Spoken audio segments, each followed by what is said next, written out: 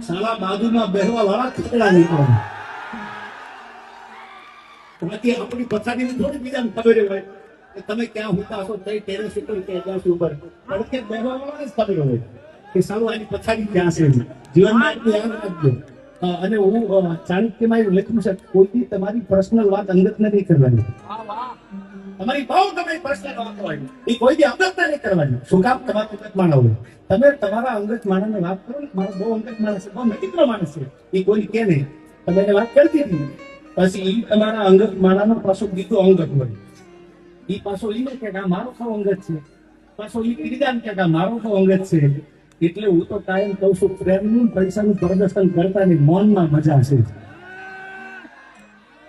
પતંગા ના સમજે કદી, અગર સમજે તો એને કહી દેજો. પતંગા ના સમજે, અગર સમજે તો એને કહી દેજો દીપકમાં દાજવા કરતા